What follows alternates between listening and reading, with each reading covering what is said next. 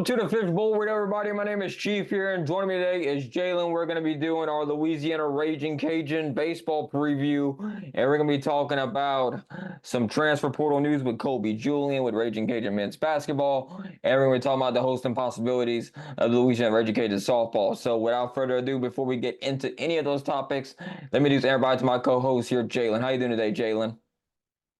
Doing well, Chief. It's another great day. I would say great day to be a Ragin Cajun, even though one half of our team lost over the weekend. But exciting still be a Ragin Cajun.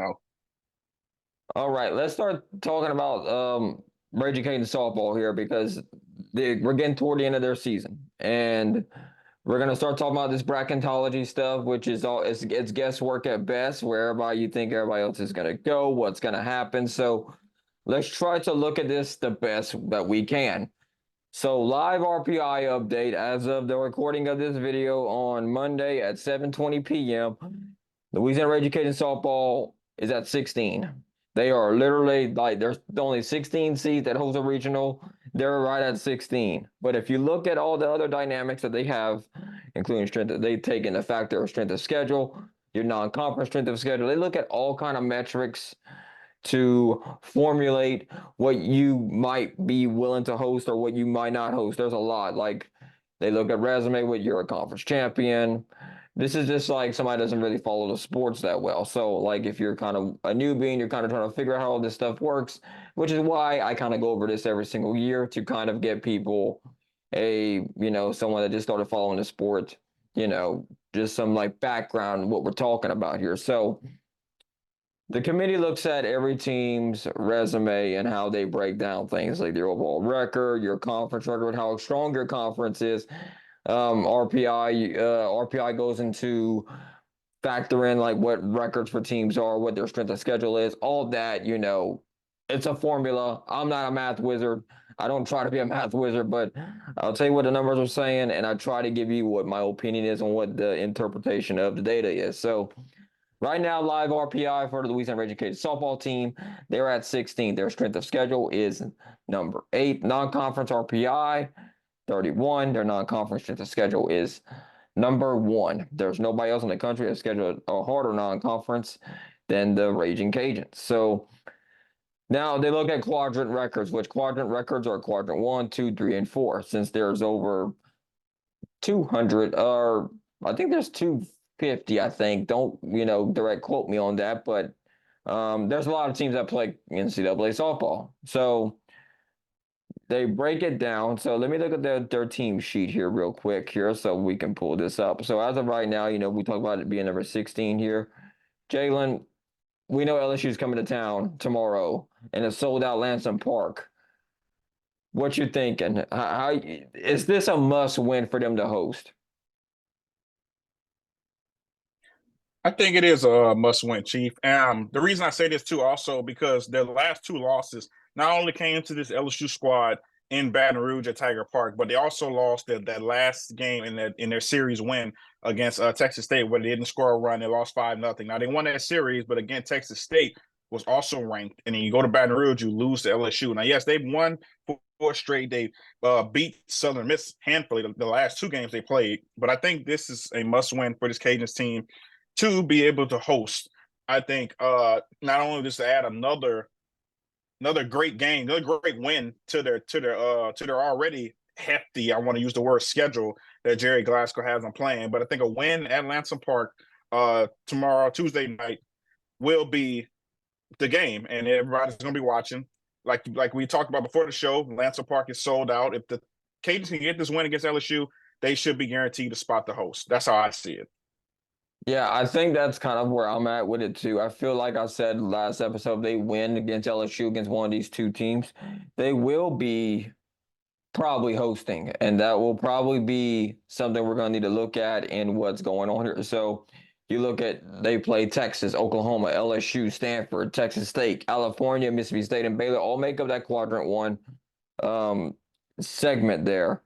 And that's the 1 through 25 RPI. Then you got the 26 through 50, which is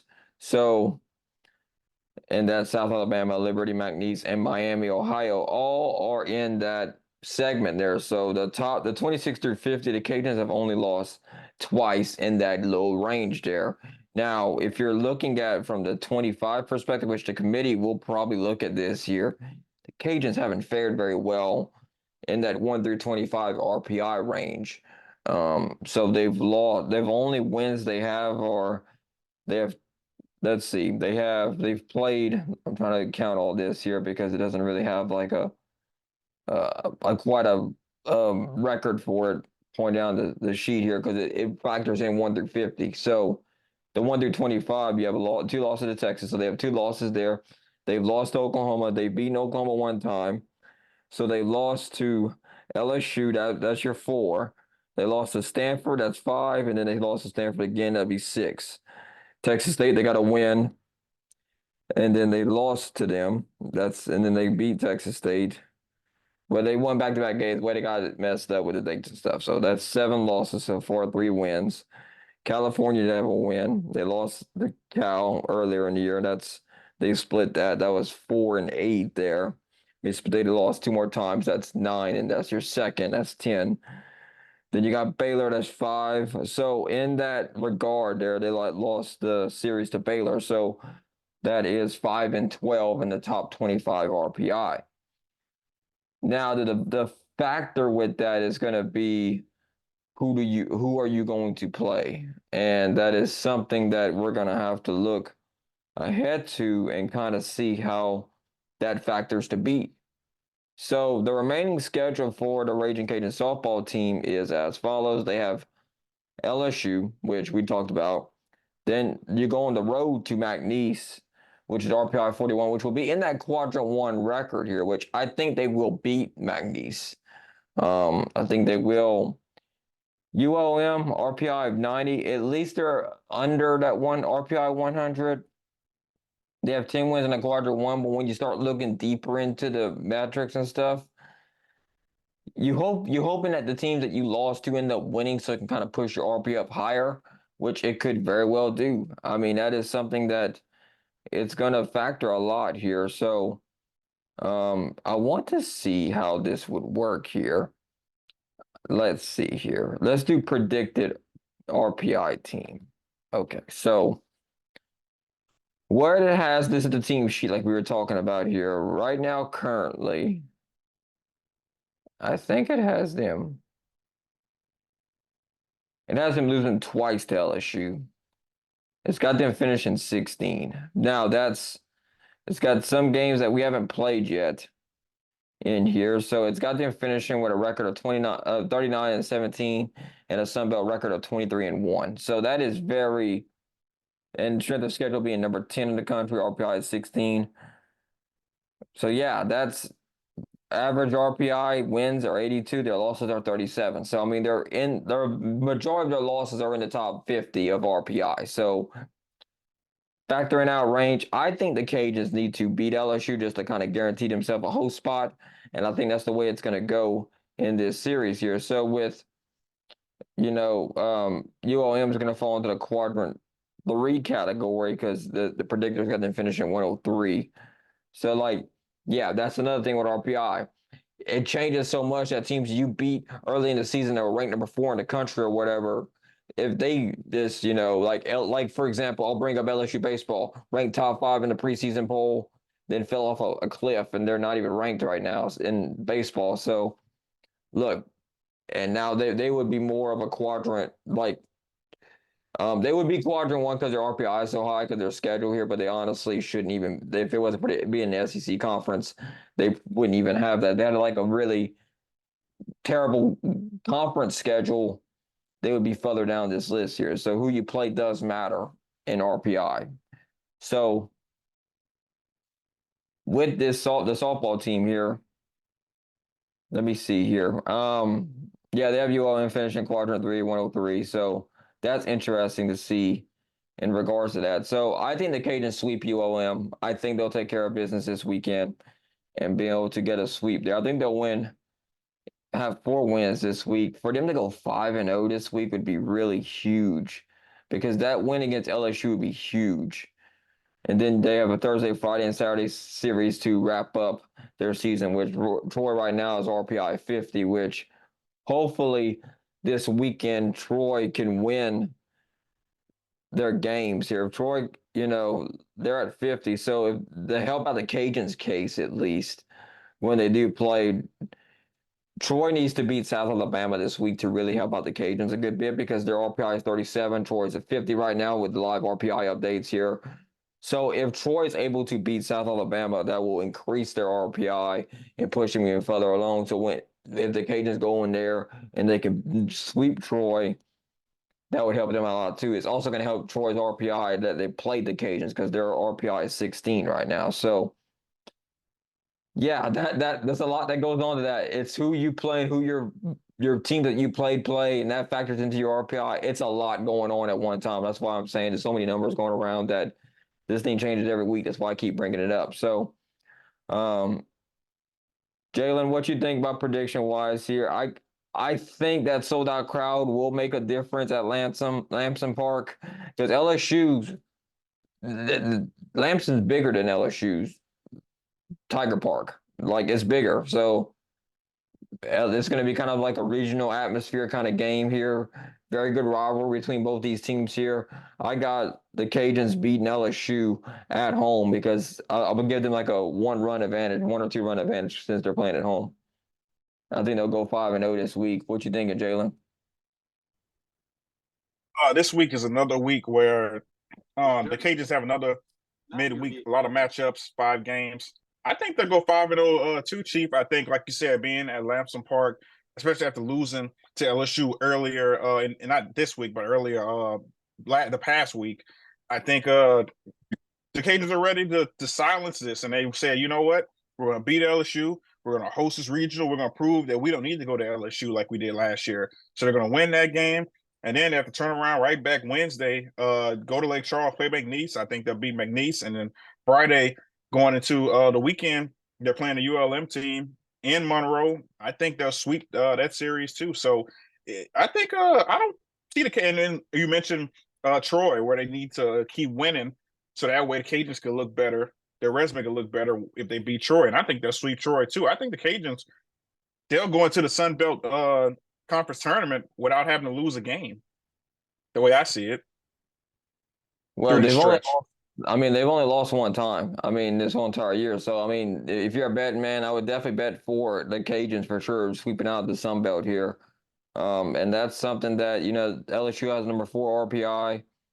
It's going to help the Cajuns just playing them, obviously, here. LSU on their own, they got Arkansas and Liberty. So, if LSU beats Arkansas, that's going to help out the Cajuns too. So this is going to be, I think both these teams should host, honestly, in regional play. LSU is basically almost guaranteed a host spot right now the way they played this year. So we'll see what happens.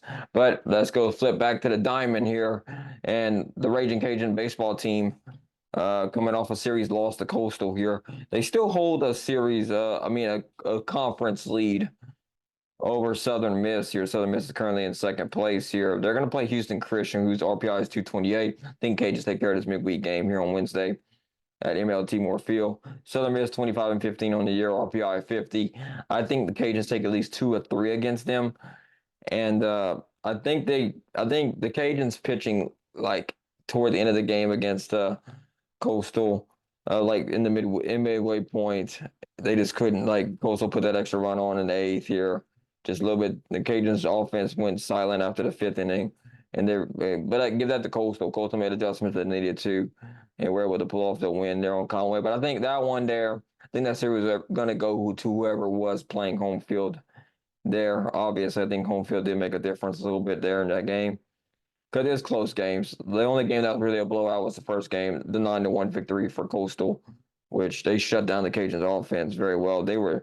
It was just the Coastal day that they jumped ahead 8-1 after the second inning there, and that was pretty much gone there. But the Cajuns didn't help their defense didn't help them out that much with 5 errors committed in that game. So I mean, looking at that there, you can't win a baseball game with 5 errors on there. So that's what happens there. Cajuns ended up coming back 8-6, had 2 more errors in that game. So the errors are a little bit worrying some, but like it's how like when the moment too big for you is the question here. So uh that's something you have to look at there.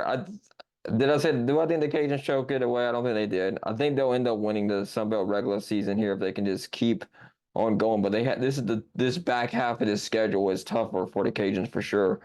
They have Southern in the conference, Southern Miss at 50, Troy at 71 RPI, Georgia Southern 67, and South Alabama 68. South Alabama's always usually pretty good at baseball anyway. So give me 2 or 3 against Southern Miss. I think they take care of business against Houston Christian this week and head on to Troy, increasing their Sun Belt conference lead over there. So, but as far as hosting goes for baseball, that's dead. I don't think that happens anymore. They'll probably end up going to what we saw.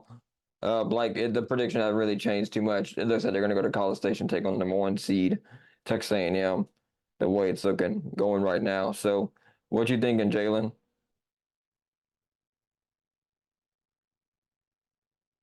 This is another tough one right here, Chief. Like you said, like I don't want to give up hope of them hosting. But at the same time, it's like I don't see it happening for the baseball team, like I see it happening for the softball team. And I think a lot of people don't realize though, this series against Coastal, the Cajuns didn't play their best in all 3 of those games. And I know they won game 2, but game 1, Coastal single-handedly just beat them. Game 2, Coastal had a lead throughout most of the game, and they had some errors that let the Cajuns creep back into it. And in game 3, the Cajuns had a lead and let Coastal come back in the 8th inning, like you said. So I think this whole series, Coastal has had firm control. They've come back, won games. They lost game 2 because of some errors they had on their end, but the Cajuns kind of really struggled in this series against Coastal. But overall, looking at the season, like you said, Houston Christian, I think they'll easily win that one. Should be. But then you have Southern Miss, who you said right like is second in the Sun Belt, and they're like, okay, let's say Southern Miss is like, okay, we sweep the Cajuns, then we'll take over the Sun Belt. So it's a lot of pressure. Are they ready to handle it? I think so. I think they have a really good team. As far as we've seen throughout the season from start to finish, and Chief, the Sun Belt championship is right around the corner. I mean, we're a month away. So any adjustments they need to make it now because the series against Coastal is a prime example of how they need to make some adjustments getting to that Sun Belt championship. Yeah, currently right now the Cajuns are in a 4-game lead. They got a tie for second between Coastal and Southern Miss at 11-7 record there. So what the predicted record here for both these teams here for the rest of this series is Southern Miss ends up finishing in second here. Cajuns end up finishing with a 24-6 predicted record here, and Southern Miss is 20-10. So what the predictor is basically saying, the Cajuns are going to beat Southern Miss here. With this predicted results here, which I'm pretty sure it's going to get them winning at least 2 or 3, like I think they will do. Let's go look at predicted results because it's kind of fun to kind of see how this thing does. I do think Warren Nolan does a little bit bad job of just like relying too much on RPI and not stat wise, because I don't think they really add anything to the stat thing. Well, it's got them dropping the series of Troy. That's interesting. It's got them dropping the series of Georgia Southern and winning the series against South Alabama. So, like, if the Cajuns win 2 or 3 from here on out, they're going to win the Sun Belt, I think. So, I think that's the way it's going to go here. It's got them sweeping Southern Miss, which I don't think that's going to happen. That's kind of a interesting one there. I think 2 or 3 is fine, and that's what I'm gonna go with for this week. So let's go back, talk about the hardwood here, and have a very interesting conversation because we did talk about the pro and cons of Bob Marlin. Now, based on that video there that we did, analytical evidence that backed up keeping Bob Marlin at head coach, but numbers are only good if they have been used, right? That they are used in the past and the present. But what about the future? Okay, so if it's something that happens here, presently speaking, numbers defend you in the past, and it looks like, from an administration standpoint, you're based on results and how well you perform, whether it meets your salary and whether your fan base actually wants to go there. But a lot of people are basing too much emphasis on attendance in Ragin Cajun men's basketball because that's not where the majority of the money's even coming from, to be honest, because they don't understand that how media markets work and how big that TV contract deal is in today's college athletics. Back 20 years ago, attendance was a bigger deal to it than it is. That business model has changed over the course of the last several years, which has been a trend. If you go look around and look at um, like different sport leagues coming up here, like why was the USFL like spring football able to have a second season? They didn't have no attendance barely at those games because they were just hub spots because they're partnered with Fox and FS1 and FS2 to bring, because the Fox is a big multi-billion-dollar company. They can take that money and that revenue from ads from that you would get from like as to watch YouTube videos and stuff. Everything has an ad or advertisement because these advertisement sponsors are paying for all this stuff here, and they're all a bunch of multi-billion-dollar companies. Now, to put this into a more local aspect here, you ever seen those if you're watching ESPN Plus or something of that local variety, watching occasion or whatever, you'll watch like lawyer commercials. I've seen Dudley DeBosier being one of them. Lafayette Roofing was mentioned at one point. Uh, they even have like ad spaces on the stadium and stuff. It's everywhere you look at. I'm just naming certain specific businesses because they just have ad time there, or I've seen it before in the past, and that's something that like, or even announcers even mentioning them on the broadcast itself. So that is something that it's everywhere. Like everybody has to mention their sponsors because if they don't mention their sponsors, they won't get money and they'll get shut down. So unless you're able to, if you don't mention your sponsors, then you're probably doing very well because you don't need to mention sponsors anyway. Um, so yeah, like attendance isn't really as big of a deal as it's been, but whether in the future Bob Marlin's going to be able to keep his job or not, and if he's able to harness control of the transfer portal to help out the Cajuns is going to remains to be seen, to be honest, because he did get I'm trying to remember that transfer that came from California. Jalen, you remember who I'm talking about? I'm trying to think. I'm trying to think. They came from California. Can't think of his name right now. Oh, that's a great question, Chief. Let's see. I'll pull Yeah, up. I know. But I know who you're talking about. I know who you're talking Yeah. about though. Let's see your transfer portal. Let's see. Men's basketball. I gotta type men's basketball. Give me a second here. This is always fun. Well, they bring up the Joe Charles entering, and Themis Fox is doing so for the second time as well. So that's 2023. I wanted to have a 2024 one.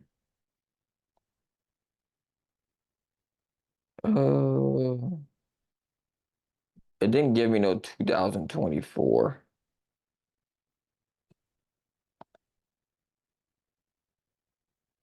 Did they have sword?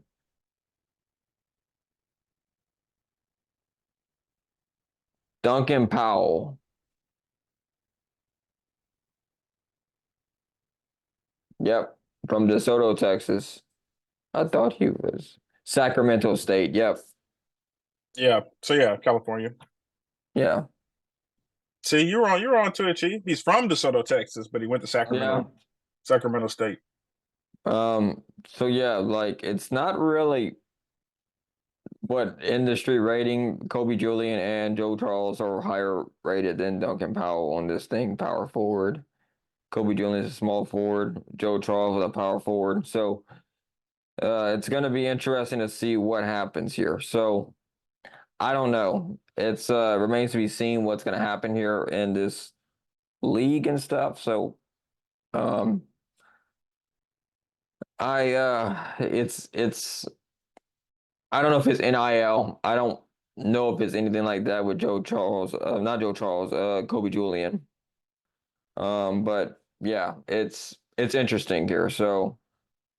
And we've seen coaches struggle with this, like the older coaches in there struggle with this transfer portal here.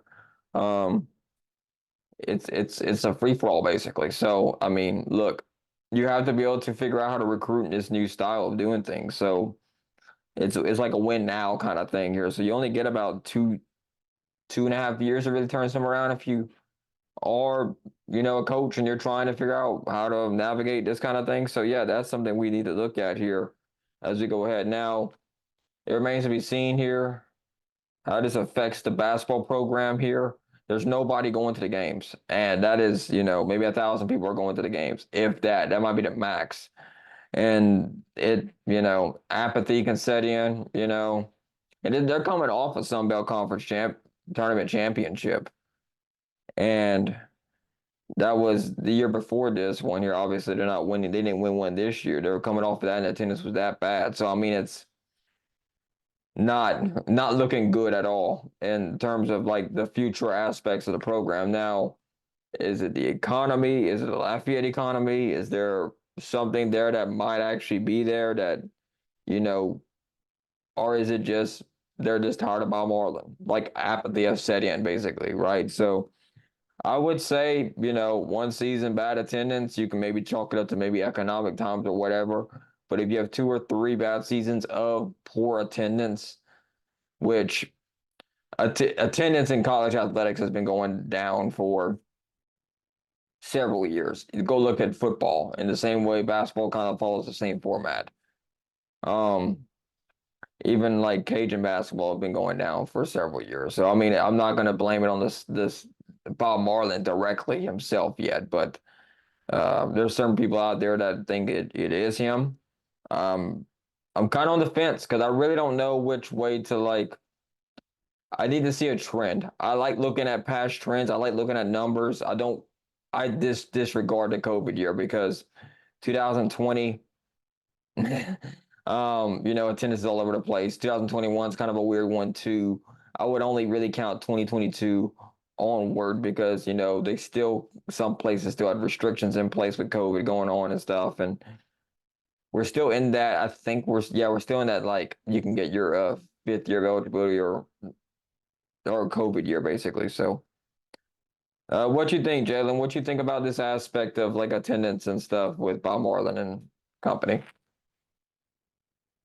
Um, I think when it comes to attendance, I think especially when it comes to your men's basketball, especially last year coming off the NCAA tournament where they made it, and even then I felt like it wasn't a lot of people coming to the games, but then they realized at the second half of the season the Cajuns were winning, and they won the Sun Belt championship, and then I think it was crazy because me being out there seeing the team leave and seeing all the fans watch them get on the bus to head to the NCAA tournament. I thought that was awesome. It shows you who, are the real Ragin Cajun basketball fans. And I think as far as this year, the team they had a very young team. I mean, we've been saying that all season long, Chief. They had a very young team this year. And they have to come back next year even stronger, which is kind of looking a little tough, especially with Kobe Julian transferring out. Demus Folks is still in the portal. Joe Charles transferred out. So it's like, yeah, so far it's as far as recruiting, I think Bob Marlin, has to figure out how he's going to assemble his team together for them to be good. But as far as attendance, it just comes down to winning. Honestly, it's just if your team is winning from the beginning of the year, that's how you attract fans. Because once you start losing, they're like, okay, I'm not about to pay money or come sit down and watch a team lose. Chief. So that's what all boils down to. But I think attendance can possibly go up if the team can get another run, just like they did when they made it to the tournament, NCAA tournament last year.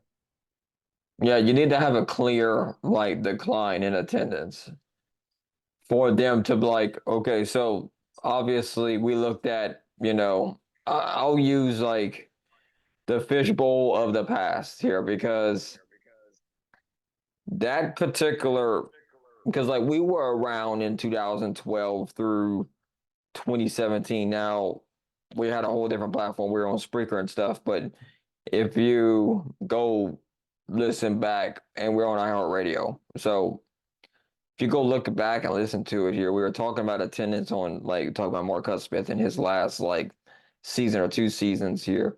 you notice a trend going downward in that regard there with attendance, with records and stuff. If there's a clear sign of decline, I think Dr. Brian Macker would make the call to get rid of a coach. We've seen him do it in person. We've seen it happen. Like at the games and stuff that, they're like, I remember HUD at, well, who they played. Georgia's, yeah, we were playing Georgia Southern, and it was, I think Georgia Southern was a 2-win team or something like that. And at halftime, they were losing by, I don't remember, it was 14 or 17 points in like 2017, his last season. And the crowd just started booing him, and I heard people say, "Fire HUD."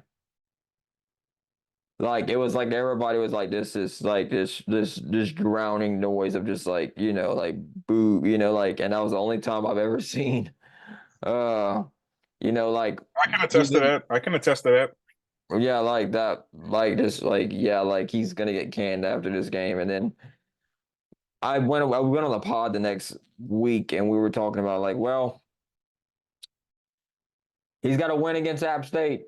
If you don't win against App State, then he's definitely done, because he has to win one of the final two games to get to bowl eligibility to keep that streak going. And then they went up to Boone and they got the floor mopped with him. And yeah, I think they fired Mark before he even got on the bus. So, um, or fired him or they got off the bus or whatever. But yeah, like it wasn't.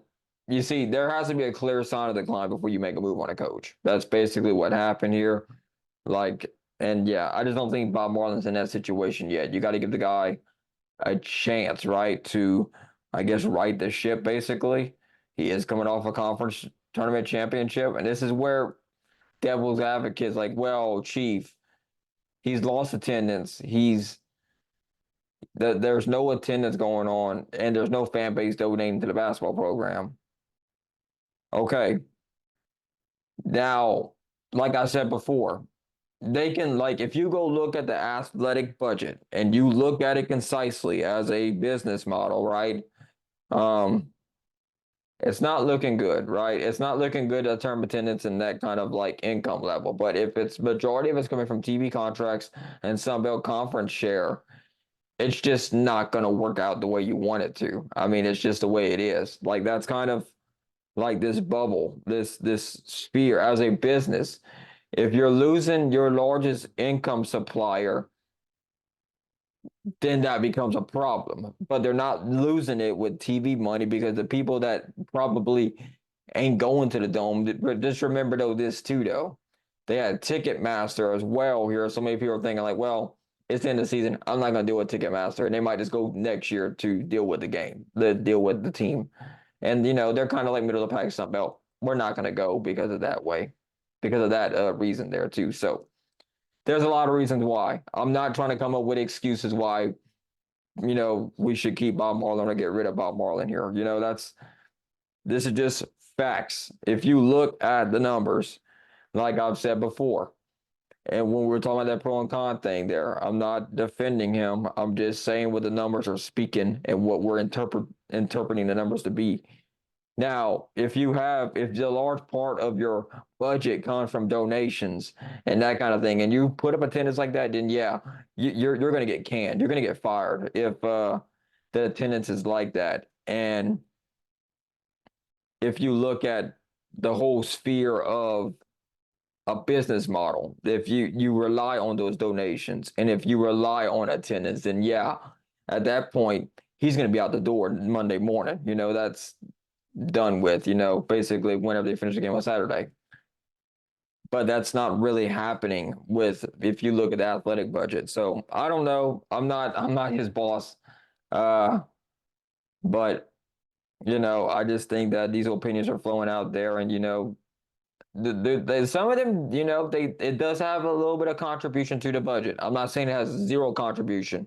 It does have a piece of it, but not as big of a piece as people are making it out to be. So we'll see what happens here in the future, and we'll just like keep talking about it here. But I do believe though that if Bob Marlin can come back and win another Sun Belt title within like I said, I think him coming off a win and you got like 2.5 years, he's got next year and probably that third year after that. So that third year is whenever it's gonna be the make or break year if he doesn't do anything the next year or so. So he's got about next year and probably the next year after that. Like, and that, that's gonna upset some people, but look, if you really are against it, then just don't watch the games.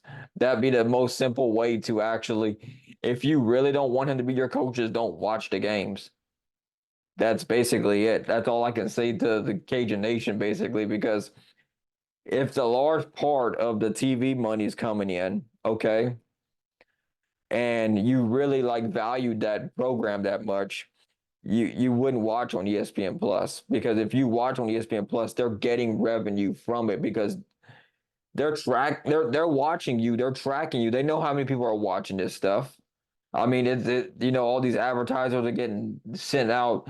Here's how many people's households you reach in this uh area, this metro area, and they look at this data and they put it like this, that they're selling like, look, you could reach 50,000 EVs if you book advertisement with us. That's why it's such a big thing, because you're watching 50,000 people in an area like Acadiana Metro, which includes Jeff Davis, Acadia, Vermilion, St. Martin, Iberia, St. Landry, um, Lafayette Parish, Evangeline Parish. Look, for like Vermilion, you have like over 200,000 households you could potentially reach. That is a huge number of people. That literally, what, Cajun Dome holds what, 12,000 if they sell it out. Like even the whole season. You see, that's why the TV contracts are so much bigger. In Lafayette's market 125. Okay, so that tells you right there, that number right there, that 200,000 over two, I think it's like 230 or 240. But yeah, that's what I gotta say about it. Because if you reach like 240,000 people, and that money well spent for an advertiser. I mean, it doesn't matter how bad the team is, if he's just gonna keep pumping money in there.